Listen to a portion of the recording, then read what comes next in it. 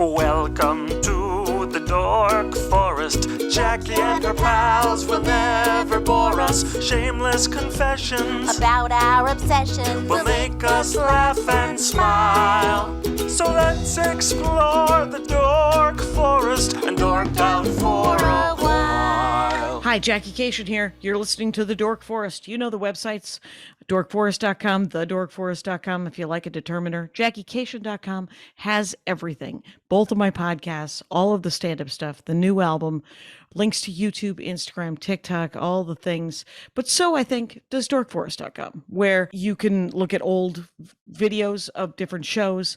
Anyway, if you want to support the show, tell people about the show, review it on iTunes, thumbs it up on Pandora or Spotify, wherever you listen to podcasts. I appreciate that. You can donate. You can donate monthly. PayPal lets you do that. You can also do my Venmo if you like. It's at Jackie Kashian, absolutely everywhere. And my email address is jackie@jackiekashian.com, and that's what the PayPal is. The PayPal link is on jackiekashian.com and dorkforest.com. And go to any of them. Thanks for listening. There's merch. There's stand-up, there's tour guide, you can find out where I'm touring. This is getting long, so let's get into the show. Hey, Jackie Kashian, here's my face, real close. I'm in my living room, Rangers of the Dork Forest, and I have with me a man who runs several, he's a stand-up comic, he's a delight. He has a new comedy special on the Helium label coming out this fall, and he's got a podcast called Grid Penalty that he's doing with Jeff Tice. Matter of fact, this is going to be a two-parter. It's gonna be Brent Gill, then we're gonna get Jeff Tice. Jeff Tice did the art for my new album, and but you have a couple of shows that you do. Well, there's one in Denver called Faded, Yep, and that's on Fridays, I think, right? Yep, third Friday of the month. And then Boulder, Colorado, every Sunday. 9 years of doing that Boulder comedy show. Yeah. May 15th. So I'm hoping to do it in August when I come to do Fort Collins in Colorado. In August, some point. I would love that. And you did the 8-year anniversary last year. What? Yeah. That's right. That's hilarious. That's right. Yeah. We all just keep plugging along. 16th year of the Dork Forest. So welcome to the program. Thank you. Brent Gill. It's I am Brent, Brent Gill. That's your Instagram. And it's the Grid Penalty Podcast. And welcome to the program. Thank you so much. Thank you for having me. I'm very excited to be on the show. I know that we have talked about this for a while, and I never really felt like I had anything that I wanted to dork out. Yeah, I wanted to dork out on. And so it's excited that I finally got something like, I can dork out hard on this. So well, and it's interesting because I've recently realized 16 years later that people think that I need them to know things. I just don't. I need them to be enthusiastic about things. And if they know things and they're wrong, there's someone listening who will email me and I will forward that to you, and you will be kind of excited about it because it's someone else talking about something you love, and you're like, yeah, I want to know this weird minutia that this other person knows. Yeah, it's like, I know you're talking smack about how I was wrong, but I couldn't be happier to hear this. Right? Because it's that thing that I love. Yeah, exactly. So nobody else is willing to go into this sort of detail with me about it, so it's a delight. So, Brent Gill. I don't know anything about this thing. It's a Formula One, which seems to be some sort of race car thing. Yes. Yes, it is. This is going to be great. I'm going to educate you a lot on this. And then Jeff will too. So basically Formula One, the reason why I felt like this would be so fun for the show is Formula One is probably one of the fastest growing sports in the world right now. And definitely in America. Which I bet you didn't know that. Oh yeah. It's huge right now. I thought it was kickboxing, sport of the future. Am I wrong? It's professional tag is what it is, which is something I have watched for too many hours on ESPN8. The Ocho. There's something called professional tag. 100%. 100%. I kind of need to see that as well. It's called like World Chase Tag, I think is what it's called. Let me see here if I can find it. Yeah, World Chase Tag. It's a registered trademark.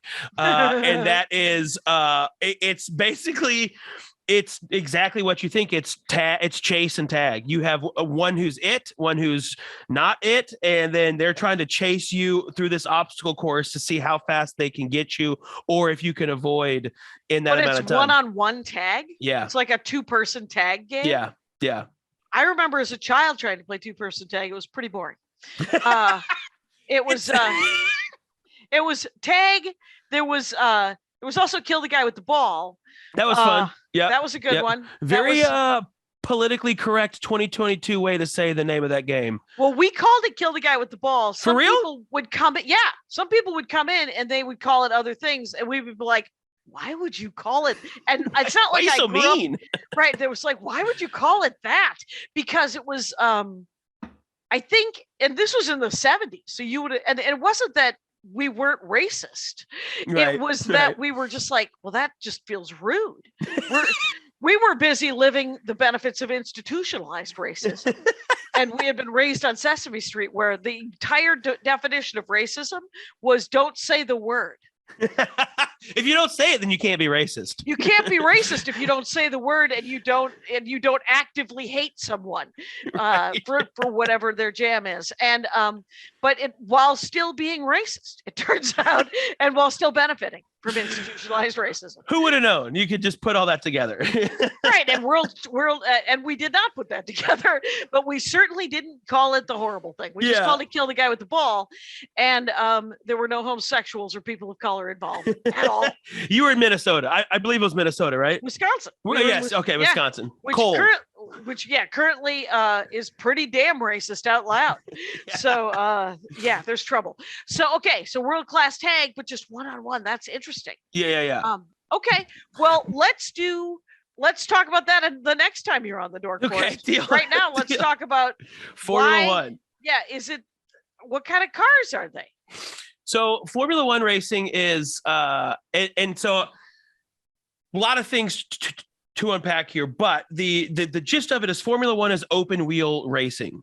So where you think like NASCAR, you have your wheels are covered by the car. There are fenders. Correct. Yes. Whereas Formula One and IndyCar, which we will get into as well, are open wheel racing, and it's basically it's a different type.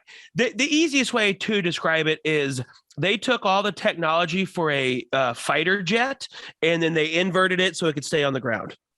Whoa! I would think that would be drag racing. So that's pretty close too. Aerodynamics are a little bit different, but you're not far off. Okay. You're not far off. I went to what I think to be too many races when I was a kid. One of my cousins, we called him Uncle John. He owned a racetrack outside of Milwaukee called Hales Corners Racetrack. Cool. And he has since sold that, and he now owns a garbage heap that he turned into a ski hill. This guy's a genius. Okay. Anyway, so I would see stock car racing. Okay, yeah. It was a lot of laps, yes. Right? And it's in a circle, correct? It's in some sort of oval-y kind of situation. Yeah. Is this a flat straight out? No. So there's drag racing, which is a flat straight out. And you're going a quarter mile at a time. You start at 0 and you see how fast you can cross that line. Okay. And that's drag racing. Okay. Which is pretty cool too, but that's just going straight for anywhere from 4 to 15 seconds. Right. It is the shortest You're done. Waste of fossil fuels you've ever seen in your life. You have no idea. It's so dumb. I remember going to something in Denver or in Golden by Red Rocks called Bmw Speedway, and they were doing drag racing and stuff like that. And I remember thinking to myself, and I love racing. I love cars, but what a dumb discipline of racing. Like it's just so overly risky, because I mean, like, you're putting these massive, like, if you look at a top fuel, so most cars will go like the Tesla back up. Yes, yep. Thank you. So like the Tesla is known for how fast it is, and it can do a quarter mile in it's like 0 to 60 in like 3-4 seconds, depending on your model. And your quarter mile, you're looking at, 9 to 12 seconds. Okay. Right? Now a top fuel is these massive, long, super long cars. Super low. Real low, big wheels on the back to get traction. Mhm. And the fastest that I've seen those, it's like 3.5 seconds. You're doing a quarter mile. I mean, it's insane. Wait, how the Tesla, how long did it take to do a quarter About mile? 12, Like 15? 12 seconds? 15 seconds, yeah. Okay, so 3 to 4 seconds in one of Correct. these top fuel. Correct. ones. And so that's like drag racing style. And what's crazy about that is you're literally using jet fuel. Like you're using this super high octane race fuel that's like, you know, mostly like alcohol, just so you can get a higher the explosion is bigger if it's pure. Is that huge. The deal? Yeah. So if you blow up your motor, it's massive. Yeah. Well, it's dangerous. Yeah, it sounds dangerous. So you're sitting essentially on top of a gas tank, yes, hoping to go. And how fast does a drag race go? Before we get into it. So a drag race for like normal drag racing cars, 4 seconds. Yeah. Oh, so in those 4 second cars, you'll hit 300, 350, like, yeah, something like that. I think let's see what a top fuel is. This particular one I wasn't ready for these stats. No worries. Speed record, 335 miles an hour is the speed record for a top fuel. Quarter of a mile. So me going essentially from Van Nuys Boulevard to Kester in 3 or 4 seconds. Yeah. In 3 seconds, I'm already there. And I've already killed 3 dogs, probably half a dozen cats. A lot of squirrels. All kinds of, there's been garbage cans. Anyway, and the fire that's coming out of the back of these things. Yeah. There's usually a big flame, right? There's like a big circle of exhaust. And then. Yep. And you can feel these things going by. It's so much power that you can like feel the air moving. You can feel like when they step on it, it pulls in. Because moving a car forward, so like the whole, like moving a car is all about moving air. How fast can you get air into your motor and how fast can you push that air out will determine your speed. Oh. Right? That it's as simple as that. It's just movement of air. Okay. And so you have these, because when you push it out, that's your propel. Exactly. That's propelling you. Okay. I mean, it's not so much like a fan being like and pushing you that way, but the concept is basically there. You have your pistons, you have your cylinders, and they basically are compressing an air and a fuel mixture, which explodes, and they push that up, and that is what gets pushed into your exhaust, and so that is propelling you forward. But if you can't get it out of the motor fast enough, then you can't go faster. Okay. It's all about getting it in and out fast enough. So you can feel on these top fuels, the air get pulled in and pushed out when they're like really stepping on it. And you can feel it in your chest. And it's like, it's insane. I do want to clarify. Oh, yeah. Oh, no, I have not driven in one of these before. No, it's a single seat car. And Formula One are single seaters as well. Most real race cars are just going to have one seat, mostly because of, weight. Right. You're not going shopping. It's not, I mean, you don't need. So like so what we've learned so far and I say we, I mean me. It's the group. It's the Tesla goes from 0 to 60 in 4 seconds and can do a quarter of a mile in 12 seconds. Yeah. The top fuel, which is a drag race for the most part, right, is 3 to 4 seconds to do that quarter mile. Yep. And now a stock car, is that also a top fuel? So a stock car is more like NASCAR. Okay. Right. And so those are going on oval tracks. Right. Those are going on circular tracks. Yep. And again, now like we're just slowly kind of getting, to me, more and more interesting in this type of driving. Okay. So now instead of just going straight, now I got to turn and then go straight and then turn again and then go straight. Right. Right. Sure do. And so maybe 50 times, maybe 500. 500. Yeah. So like the Indianapolis 500, the Daytona 500, all of that are 500-mile races. So they're driving in a circle for 500 miles. And typically a track will be about 2-3 miles long. Typically, I think the longest track is Talladega for a circular track. Distance, and I think that is 2.66 miles, which is one of the longest in NASCAR. So a 500-mile drive, you're doing 250 laps just in a circle. Yeah, and that book on tape. What are we doing in there? It's what's happening in the car. Podcast episodes. Yeah, you know. It's okay. So that's and NASCAR cars do they go 300 miles or do they just go like those don't go 300s? Those are in the high hundreds, low 200s. Okay. A lot of that will depend on other factors, like if the air is real. If you're in like Florida, you're going to have more dense air, so you can pull in more air and push more out. If you're at altitude, like in Denver, you won't be able to. It's a lot thinner air, so you get less power, so you can't go as fast. So, for example, I have, which I will definitely get in on this later. I have a BMW Z3, the little tiny little roadster. Okay. And then I put a Corvette motor in it. Wait, this is a car that you yourself drive? I myself drive and own and have taken to racetracks. Yeah. All right. And have driven on a racetrack. Yes. With this vehicle. And you've opened it up and yeah. As they say. Oh, I've opened her up. Yeah. And have you gotten up to 180? So the fastest I got was, I think, in the low 150s. When you're going that fast and you have a turn coming up, you're not really looking at your speedometer as much, but you're interested. You glance, but you're interested. But there are other pressing factors that you're going to need to keep in mind. You'd like to not roll around. Yeah, or go straight through that turn. That's a problem. Yeah, that would be a real problem. The instructor wouldn't love it either. So that is fascinating. So that car at altitude, I have 370 horsepower. Everyone knows what horsepower is. It's the measurement of how fast your car can go, or like the amount of power you have. Okay. So like a Toyota Corolla would be like a 200 horsepower car. Now we're going to digress to talk about the driving of the Kashian family. First of all, none of us are good at it.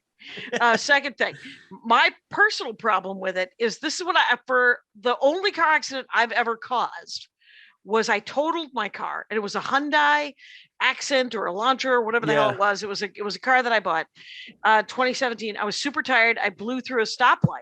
Oh, okay. And here's the thing, and I must have fallen asleep. It was really bad. It was dumb. This is not but I just realized that wasn't me bad. I mean, that was me bad driving, but that wasn't the thing I didn't like about the Hyundai.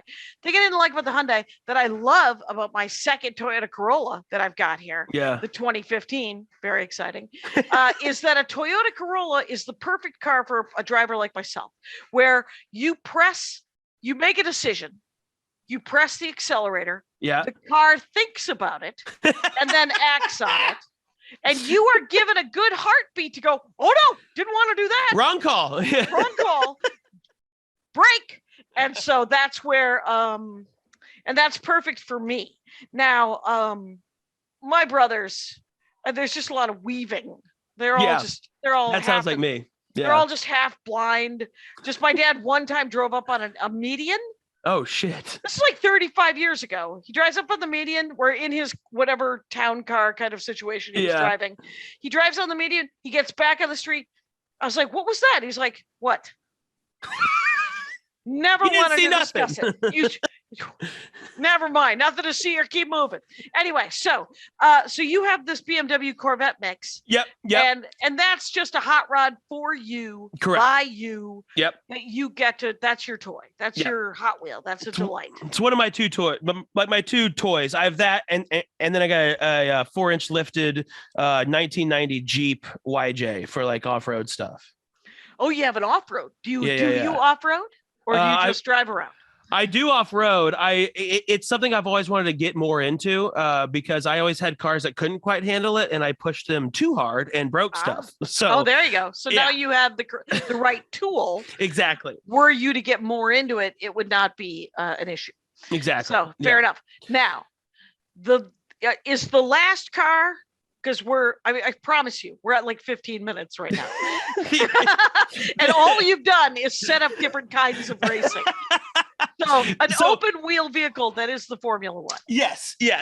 And so You asked how fast those cars can go, and that Z3 at altitude where there's less air at 5,200 feet, it's 380 horsepower. When I bring it to LA in a couple weeks, I'll probably be at about 415 horsepower, right? Wow. So with more air, you can get more power. So that question, it depends on a bunch of circumstances you can't necessarily say that it can't hit those speeds, but they can. But typically Formula One cars on the whole, for the most part, are going to be the fastest of all the race cars. Okay. Again, there are situations where that's not the case, but for the most part, that's the same. And kind of what happened was 4 seasons ago, Netflix put out now we're into Formula One. Here we go. Yes, Now, 15 minutes and we got it. Netflix made this special or this docuseries called Drive to Survive. And basically what they did is they followed the Formula One season. And in most racing people's opinions, in most Formula One fans' opinions, even in like broadcasters and journalists and all of that group agree that Netflix pretty much single-handedly brought Formula One to America. Where was it before? It predominantly Europe. It is a rich white dude sport. I hate saying it, but like it is polo, like all it's like horse racing. Yeah, it is a wealthy man's gig. Okay. Yes. I mean, each of these cars. European. Yes, very, very European. Each car is like $10-15 million. So when they throw one into a wall, that's $15 million they just threw into a wall. Wow. Yeah. All right. We could have gone to space. Okay. We could have fed a lot of people. Yeah. There's housing issues, but I get it. All right. So Formula One got real popular because of that, and then the pandemic hit, so people had time after everyone was done with Tiger King. They were looking for other things to watch. Sure. And they found this docuseries, and it blew up because they kind of like dramatized and like reality showed the sport, which I will leave that particular topic to Jeff because that's his favorite part of it. That's not my favorite part. The drama is interesting, but that hooked so many people on it. Okay. And then you fast forward to last year. They've had 3 seasons of this show. Last year is they have a race in Austin, Texas at the Circuit of the Americas, and it is the largest attended Formula One race in the history of Formula One was in Texas. There was over 400,000 people that came to that race. Wow. Talk about a super spreader event. What do you guys... you have no idea. Oh, but I mean, thankfully COVID didn't exist in Texas. So that was okay. Yeah, that is nice. And yes, it is beautiful that it skipped a couple of real key states. Skip Florida, skip Texas, the important ones. And so Jeff and I went to that race last year, and it was insane how many people were there. I had no idea. I mean, that was the first race I'd ever been to, and it was wild how many people came to it, and so many new. What was the name of the festival? It was the Austin Grand Prix, which is just spelled Grand Prix, but it's European, so you gotta say Grand Prix. Well, and I'm going to ask Jeff about this. The Drive to Survive, did that take place almost exclusively in Europe?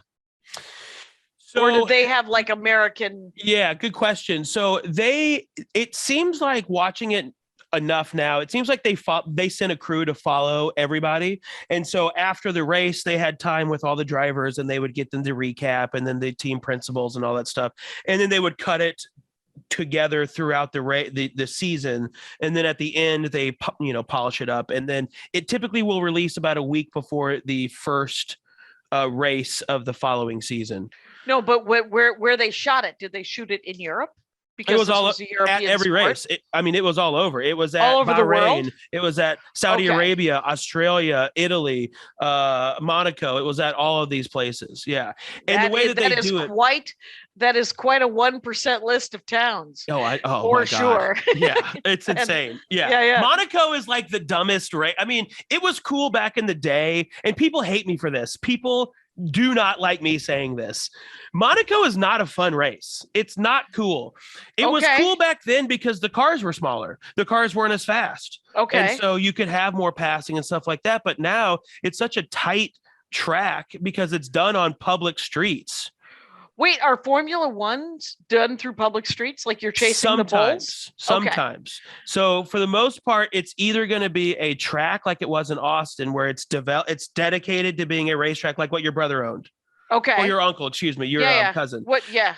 Or you do like what it's going to be in like Miami this year in a couple weeks, or Monaco, where it's like streets that 2 weeks ago everyone was driving on. And then they create this track for in this section, and you're driving on actual roads, which those are interesting to me. Well, it feels more like Cruising USA for sure. It feels more like the video game 100%. Where you're going through the streets. So are you in a Formula One race? How long's the race usually? Is it standardized? Sure. Yeah. So each race will have their own lap numbers. So typically it's between like 55 and like 68, or like it's under. I haven't seen one that's more than 70 laps. Okay. But the interesting thing about Formula One is, and this is different from like IndyCar and NASCAR and stuff like that, is you can't refuel at a pit stop. The fuel you start the race with is the fuel that you have for the whole race. That is fascinating. Right. So you get in the car, and when you run out of gas, you're either you're doomed or the race is over. Correct. And, But also though, you have to finish the race with a liter of fuel in it. Oh, there's this whole thing about gas mileage. Yep. That's hilarious. Yep. Wow.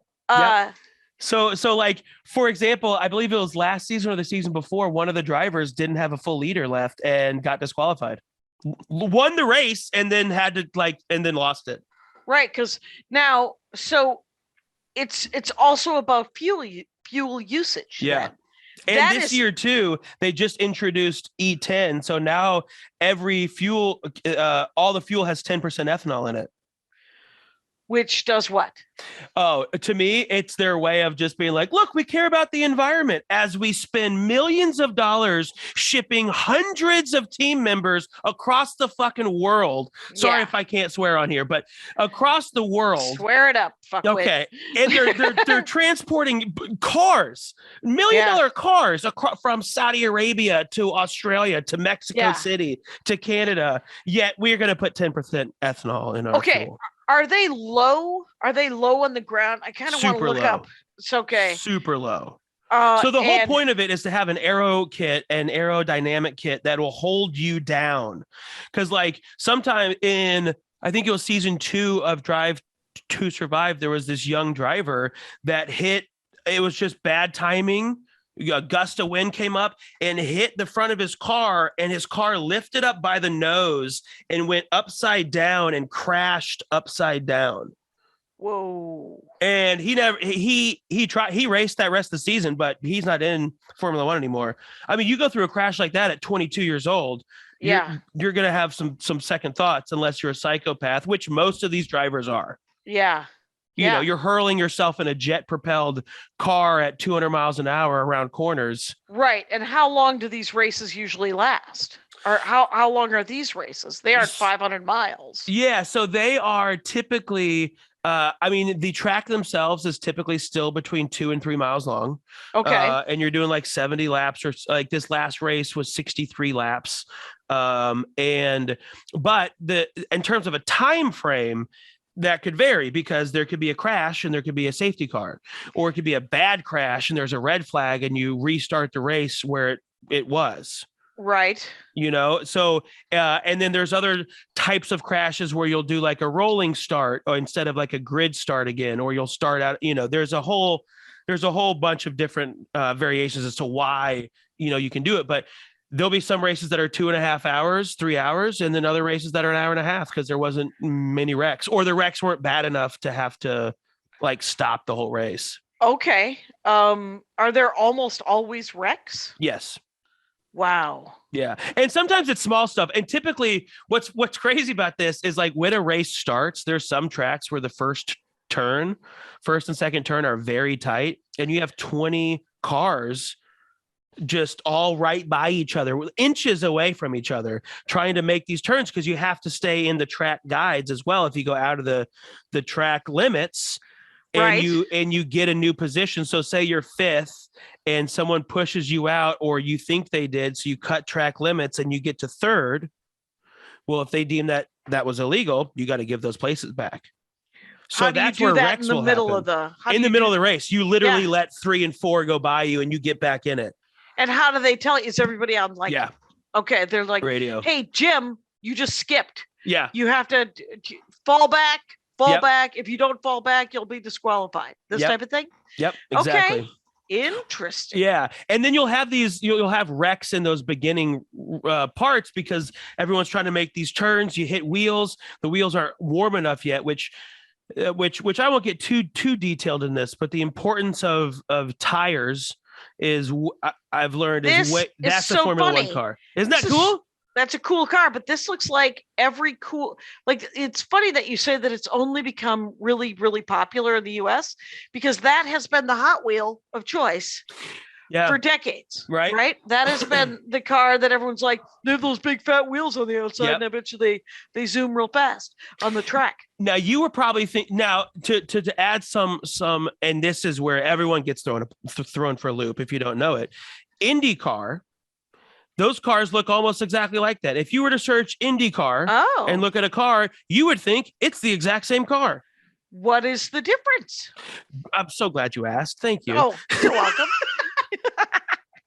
So IndyCar is mostly American. It's mostly here in America. Similar concept. It's open wheel racing as well. But the biggest difference is that with IndyCar, every team is given a spec chassis. They all get the same chassis, the same aerodynamic kit, and they all have a choice between 2 motors, Chevy or Honda. That's it. Weird. Right. And you can refuel and do other things. And there's other rules and stuff like that. But the big part is that you are driving, in theory, the same car. It looks exactly the same, doesn't it? Yeah, except for the spoiler. Spoiler's different. That's an older version of one, but you're on the right track though. But yeah, it looks pretty much exactly the same. Okay. And so so really the cool thing about IndyCar, and some people I think IndyCar is fascinating because now the playing field's been leveled so much. Right. And so it's mostly about the driving, maybe. That's exactly it. It's who's the better driver. And then those better drivers get picked up and then put into Formula One. That's kind of how the process works. Oh, that's funny. Yeah. They're just like, you're really good at this. Yeah. We're gonna put you on a tiny rocket. Yeah, exactly. Exactly. Yeah. And it's nice because those cars would be, $500,000 for that car. Oh, okay. Right? Because everyone's got it. Right. And when you say everyone, you mean all the teams. Like they're standardized. They can be produced in mass. Correct.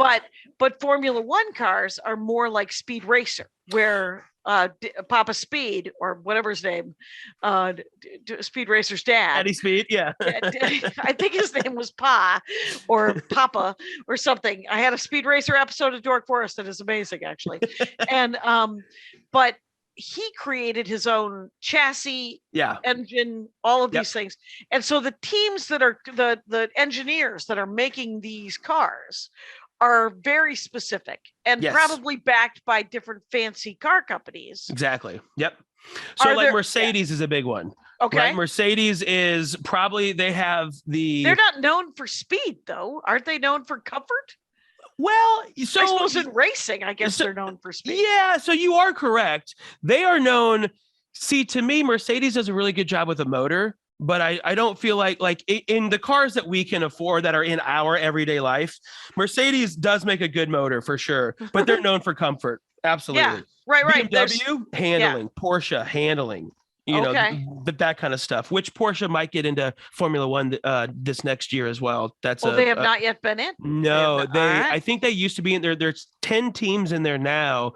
And really it seems like it's a matter of if you have the money, then you can come. But we're talking $1 billion, probably $500 million minimum to so get Ferrari is probably Ferrari's huge. yeah. And so last year it was Mercedes and Red Bull that were the big ones. So Red Bull, of course. Yep. Oh yeah. Wait, were they working with Mercedes or against? Oh no. Enemies. Oh no. Head to head. The Red Bull car. Yep. And all right. Which is Honda. So Honda, which was a Honda car. is the power unit for Red Bull. It's the only them and AlphaTauri, which is Red Bull's like sister team in Formula One. Okay. They use Honda. Most people will use Mercedes motors or Ferrari motors as well. So like, for example, one team, Haas Auto, and several teams can do this if you want, can buy the motor from other teams. You can buy Ferrari, you can buy Mercedes motors, you can buy, I think McLaren was using Renault for a while, then they went to Mercedes. So that's very normal because the technology to build those motors is insane, and Mercedes has all the money in the world. Okay. So that's where it doesn't quite get fair, because some teams like Mercedes and Red Bull and Ferrari have so much money that they can just dump all of this cash into research and development. Whereas, Williams Racing or Haas Auto or these small teams can't afford that. So they have to buy the $500 million last year's model and see if they can soup it up, maybe? Or no, it's this year's model, but basically you get a blank motor. You don't get any instructions with it. It's like, you got to figure out how to make this work for your car. Okay. Because we know how this works for our car, but you can have the block and the pistons and the high compress and all the stuff, but it's a motor in a box. Wow. And you got to put it into your car. Yeah. Okay. Well, that seems like a weird sort of side business that someone came up with. Definitely. They're just like, well, we'll just sell them the motor. They won't be able to use it. Right. But you're just like, well, how much money would we make? A couple $100 million? That's not enough to matter. And you're like, it's a couple $100 million you wouldn't have before. What do you care? Give them the motor. Right. And this feels like very much a committee meeting, kind of, we're all sitting around and some guy comes like, well, we got to, are we giving Mini Muffin Monday? Let's make a couple extra $100 million so that we can pay for Mini Muffin Monday. Yes, that's exactly it. That's so weird. And so then the FIA, which is the like International Racing Association, basically, they say that here are the specs for the car this year. So this particular season, the one we're in right now for 2022, they just revamped a lot of the car. So the motor stipulations are pretty much the same, but they'll come to these teams and be like, okay, your car has to meet these qualifications. It has to stay within these guidelines. Okay. Have at it. And then you got to figure it out. You got to build your chassis. You got to build your aerodynamic kit. You got to test your aerodynamic kit. A big thing that's happening now, it's called porpoising, where when you're driving at a certain speed, you're bouncing up and down like this because the aero kit is off. And so you're just bound. And these drivers are starting to get like spine issues because they're going 190 miles an hour while bouncing up and down by like 6 to 8 inches. And nauseous. Oh, of course. Yeah. Right. You're just like, pardon me while I throw up. Yeah, exactly. And so they have to figure all that out on their own. That's part of Formula One. Whereas IndyCar, all that would have been figured out. Everyone gets the same thing. Right. Right. Okay. So are there weight limits for these cars? Are there any? Yep. So the cars have to be a certain weight. You can't really go below that. Correct. Because it will, if you paper mache this boxcar derby vehicle, it will destroy everything. Yeah, and then definitely. You're like, I won, but there's only just skin and bone. Yeah. And exactly. I've been flayed as we've gone 380 miles. Yep. Yeah. So have they ever thought about putting solar panels on top of the thing to just sort of add? I would hope they would put wind turbines on before the solar panels. I think that would be good because it rains some places. Right. Imagine that. They race in the rain. Oh, wow. Oh, yeah. In Italy this past week, they race in the rain. Wow. How many crashes? A lot. A lot of crashes in the rain. There was a lot. Yeah. And they have different tires and stuff that they are allowed to use. And they have rules that you have to use 2 different types of tires unless it's like full on rain. I think that may get overridden, but for most races, you have to use two different types of tires, a medium and a hard, or a hard and a soft, and you just have to use two different types. And so you have rain tires, you have intermediate tires, which is like halfway between a slick and a rain tire. And it's fascinating to watch these dudes driving 150. I mean, because you can't go quite as fast, but it's still raining. It's raining, and do they have windshield wipers? No, they don't. Because of how fast they're going, there must be some wicking. So there's definitely wicking for sure. It's funny, the Formula One cars don't have any windshield at all. So they all now have a safety halo. So a lot of safety precautions have been like a visor, like sort of a visor over the top of the roll bar, essentially. It's like a donut. Yeah, it's like a roll bar donut, around their head. And that's like within the last like 5 years new. And IndyCar has that, but they have a windshield, whereas the F1 drivers have these little plastic things they put on the visor of their helmets. They can just peel it off if it gets gross. But weird. Otherwise, it's just water just running off of your face. So they're wearing some sort of helmet goggle situation, obviously. Yeah. Thank God. Yeah. But they have like sort of layers that they could just peel off. They're like, this is now full of bugs. And 100%. Okay. 100%. Yeah. And then there's possibly another layer underneath it, sort of like when you wear 3 or 4 shirts, or is it just? Yeah, there's like 5 or 6 layers of them on there. Yeah. Good to know. Good to know. I saw them first on like dirt bikes and stuff like that. Like they'll be, because there's so much mud flying everywhere. Yeah. I used to see them, like these dirt bikes hit a huge jump and they're in the air and they pull it off while they're in the air, and then they land and can keep going. Yeah, it's pretty cool. Dirt bikes are super cool. Are there, so Formula One, they're going super fast. They're either driving on a street or a track. Yep. And there's turns. It's not an oval. It's turns. There's like 15, 16 turns. Oh, it's kind sometimes of 20. winding? Oh yeah. It's very James Bond. Yeah. It feels. That's okay. I love that tone of voice. Yeah, it is. That's what's so fun about it is like it's such a to me a more difficult discipline of racing. You're not going in a circle. You're not going straight. I mean, trust me, those are the ones that are very difficult. Going straight at 250 miles an hour for 12 seconds and keeping your car together is hard for sure. Yeah. But this to me is like, you have to be so confident in your car and in your skill that you can be full throttle, 250 plus miles an hour to about 100 feet or 100 or like 50 yards before a turn, slam on the brakes, make the turn, full accelerate, pull off the accelerator again, make another turn. And I mean, it's just all this type of racing to me is so much more difficult than just going in a circle. Right. Well, it's certainly a different set of skills. Here's the next question. Do they get a map? Do they know what the course looks like? That's a great question. So they do know what the course looks like. Okay. A lot of these guys will, there's simulators that have the track. And so they'll be practicing for the track. A lot of them have raced these tracks before though. I mean, you don't get like, these dudes are, in their mid-20s, most of them, if not younger, but they've been racing since they were, like Max Verstappen with Red Bull, I think started like 4 or 5 doing go-karts.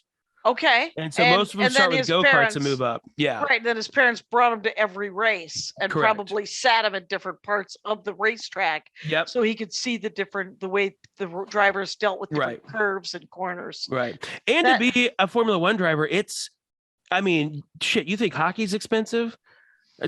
Try being a driver. Like these families have to have so much money. Right. And if they're starting at 4, this is generational wealth. Absolutely. That is creating these drivers. And you're just like, I bet you all these guys are pretty good looking. Oh, you have no idea. Oh, Jeff and I joke all the time, hot guys and hot cars, just doing hot things. Well, because there's nothing that makes you better looking than good dental work and a lot of money coming up. Yeah, right? Absolutely. There's a $300 haircut. There's a $700 t-shirt, Yeah. And that will make everybody much more handsome. Yeah. And then, of course, the next question, are there any women? There are not. There are no not at this female time. Formula One drivers at this Not at time. this time. There are. There are not, to the best of my knowledge. I don't think that they separate it like women's racing league and men's racing league. I don't think they do that like golf or basketball or stuff like that. Annika, or not Annika. Who was it? That's golf. Fuck. Now I forgot her name. GoDaddy. Danica Patrick. Okay. She was racing in NASCAR with everybody else. Right. You know, right. Same concept. If they have a driver that they think like there's female IndyCar drivers and Formula 2 drivers. Right. And they might get recruited if they end up being amazing at that, because that's essentially the A ball of the sport. Right. Interesting. A lot of drivers too are so rich that their family just buy them a seat. They'll come in as a sponsor of the team. House of Commons. Like Aston Martin. Right. Lance Stroll. Lawrence Stroll is the father. He's a Canadian oil guy, billionaire, and he came in as a big sponsor for Aston Martin under the guise that his son will be one of their drivers. Right. He was just like, you gotta let my kid drive. Yep. Here's $1 billion, but you gotta let my kid drive. Right. And they're like, could we have 2 cars? Because we have another. They do have 2 cars. Every team has 2 cars. Yeah. Okay. Oh, every team every team's got 2 cars. 2 cars. Okay. Gotta have 2 cars. That's the rule. I have to say, when I asked you about women, that if you were a different guy, because you were saying something, I was like, not Brent isn't about to say. He was like, women shouldn't drive. And it was because it would be interesting to see where the sexism lies in race car driving, because I'm sure it's riddled. But it's like, to try to do stand up is one thing, right? Right. And you know, in the 12th century when I started, but it wasn't completely without precedent. To try to be a Formula One driver. How about people of color? Are there any Black Formula drivers? Yeah, so I would say that the racism is higher than sexism because it's there. So a guy named Lewis Hamilton is the star driver for Mercedes. Okay. Lewis is a 7-time world champion. So he has won the season 7 times, and that is tied with the absolute most there is. Now, the reason you don't have a lot of world champion drivers is because they die. They get in a wreck and they die. They they don't last long enough, right? So Dude, that's what. Is there people dying in their 20s? Are all these guys in their 20s? So Lewis is the oldest. He's 37, I think. He's like old in Formula One age, and the fact that he's lived is its own triumph. And that's another thing to how good of a driver he is. Mm-hmm. And another thing to the safety precautions that they have put into the into effect. There was a race 2 seasons ago, I think maybe it was last season, where this guy went into, I believe it was Kevin Magnussen, went into a wall and his car basically blew up and he crawled out of the car. That's how good they have gotten at protecting this cockpit for the driver. There you go. You know, so it's that's frightening. Well, I think that a lot of if these are billionaires, the sons of billionaires, right? I'm sure their parents are like, yeah, I don't want him to die. Why don't you work? The R&D should also be involved. In how to make that kid live, because I want grandkids. Yeah, exactly. You know? I have generational wealth to pass on. Exactly. And so that is fascinating too. So Lewis Hamilton where is he from? Is he British? He's British. Yep. Okay. Yep. He's British. And just a phenomenal driver. He really is. Last year, such a fascinating season last year, because, and if you do watch that Drive to Survive series, I would almost recommend you go from season 1 to 4. You can do 2 and 3, it's fine, but season 1 kind of lays out and gets you familiar with Formula One, and then season 4, which is last year's season, was so tight and so incredible. It literally came down to the last race to see who won. It was they were perfectly tied. Lewis Hamilton and Max Verstappen, Mercedes Red Bull, were perfectly tied. And so it would have come down to, if both of them didn't finish, if they got a wreck, Max would have won because he had one more podium than Lewis did. Right. But points wise, they were the same. They were neck and neck. Yeah. And so in my opinion, Lewis got robbed. Lewis got robbed. Yeah. He got so fucked. And because there was a Look at how dreamy this dude is. Isn't he a good-looking dude? Dude, yeah, this guy just hangs out with. The surprise in your voice is not okay. Just because this dude, he was chiseled literally out of a piece of marble. This is a beautiful man. This is And he's so cool. He's got cool style too. Like if you see his Instagram, he always looks cool. He's hanging out with Instagram models all the time. And he doesn't look like an idiot either. No, he looks like a, he might be a giant tool bag, but I mean, he's cool. Who are his parents? Are his parents? So his dad, billionaires as well. That one. I yes, they do have money. Yes. I don't think his dad or his family has like as much as like the Verstappens or the Strolls or the Mazepins, which are no longer in Formula One because they're Russian. Right. So they got booted because of all this Ukraine stuff. Ukraine. Which I support. Yeah. But I believe his. Family net worth for Lewis Hamilton is $285 million. So his dad was a driver. His dad was a British racing driver. Yeah. Okay, so he sort of got whatever they do in fraternities or sororities, right? Yeah. Grandfather. Now I don't. Yeah, he's like grandfathered in, but something like that. Pledge. Maybe he's a pledge or some sort of. There's some sort of rich people history going on here, and we clearly do not know it. It's too rich for us. Like we're not even allowed to get in on this. Yeah, we're not. Yeah, exactly. So that's kind of that makes sense too, though. Is that if you come up through Indy. Yeah. And you're just a millionaire. Yeah. And then all of a sudden you get picked up by the Red Bulls of the world and the Mercedes of the world and brought up into billionaire status. Yeah. Hopefully, you don't. So these guys so every year someone like gets in a car accident and probably dies. I wouldn't say every year now, because no one died last year, but like because of these safety precautions, which are good. But you can get hurt pretty bad. I imagine just because it's so. They didn't let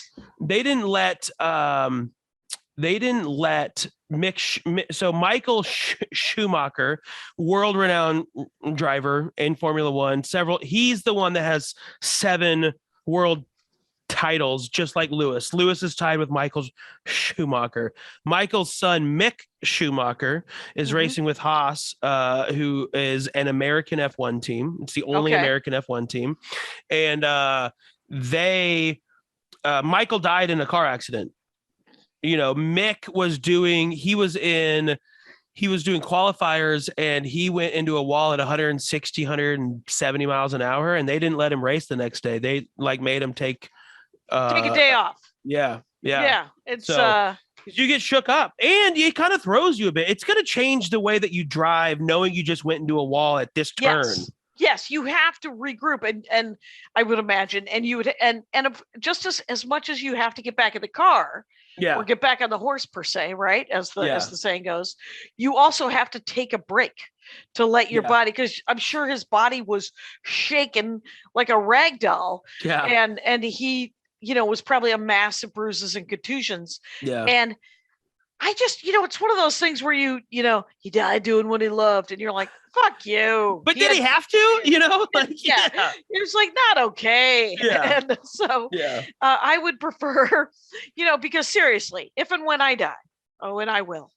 But if like the Laugh Factory puts up that I'm making God laugh, I will haunt them. I will come back and just I will make sure your business closes because I hate this so much. I don't want to. God's fine. He can write his own material. So he's not going to need me anyway. But he created this brain. I'm pretty sure he's got a good one himself. Right? Oh, too funny. So how many races are in the season? So that's up. So that is increasing with the popularity.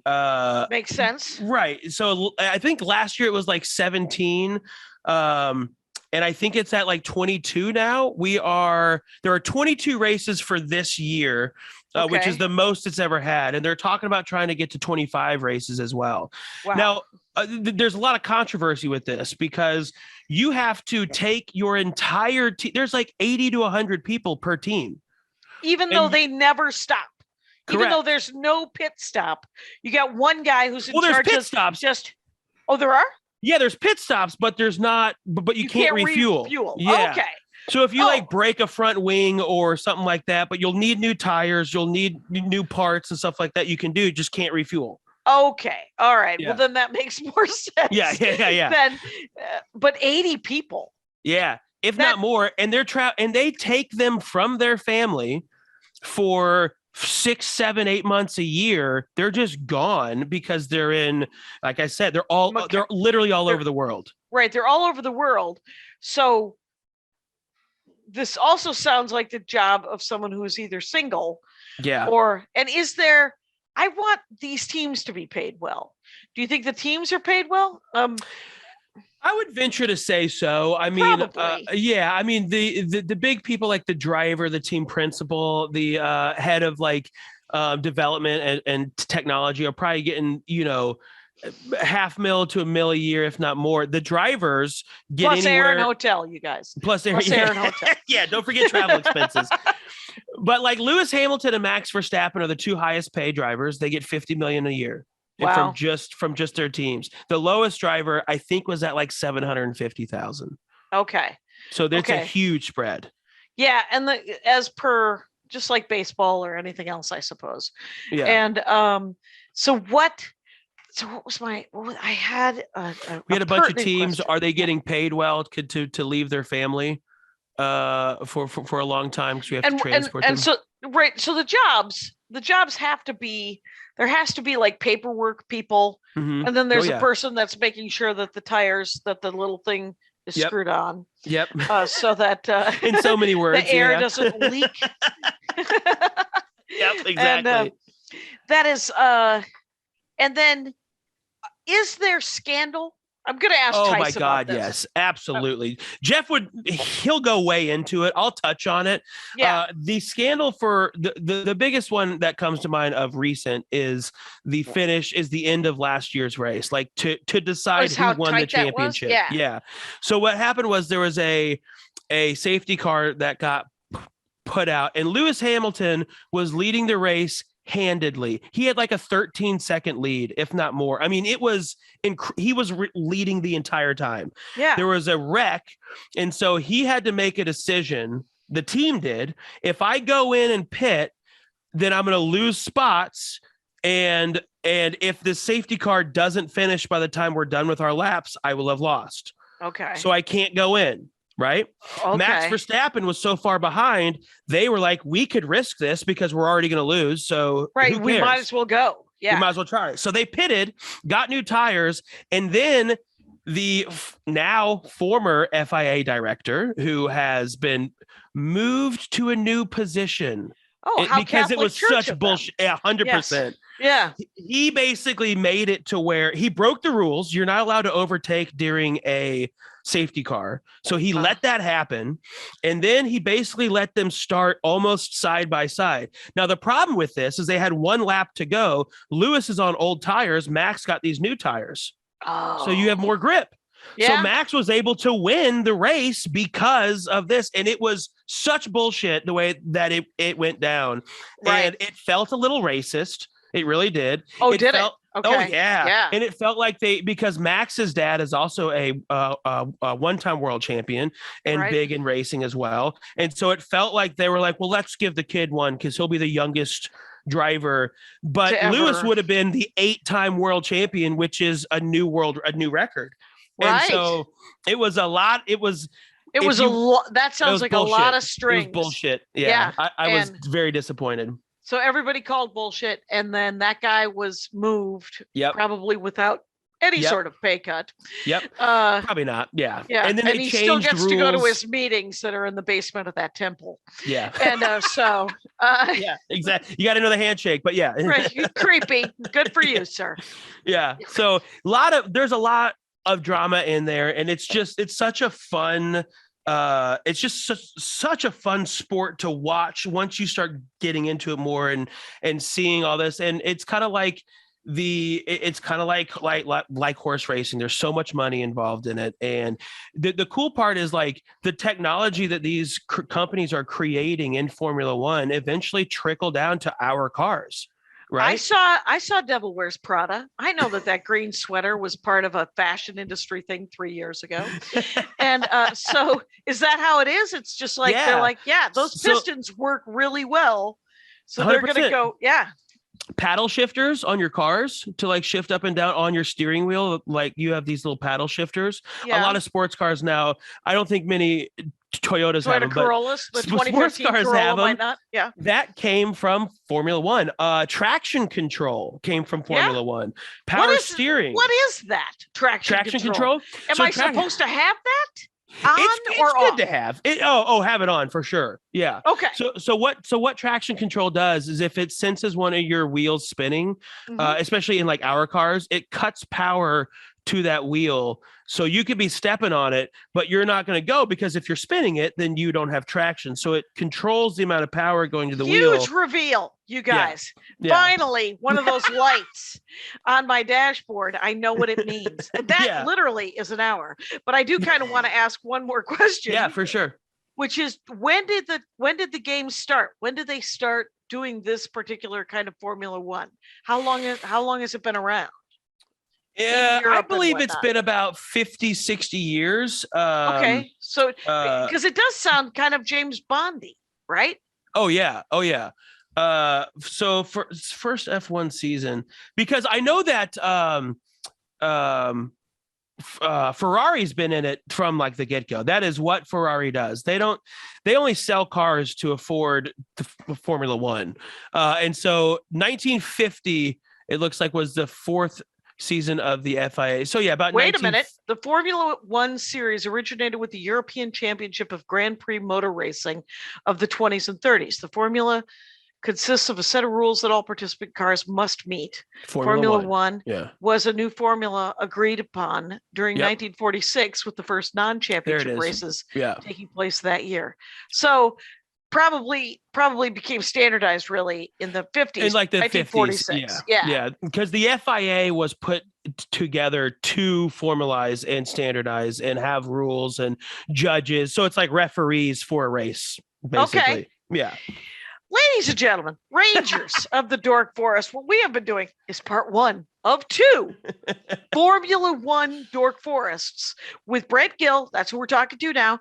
He and Jeff Tice, artist, comedian, all around good egg, have a podcast called Grid Penalty, right? Yep. And is it about Formula One racing? Yes, I feel like it is. Yes. And maybe I'll ask him what the hell that means.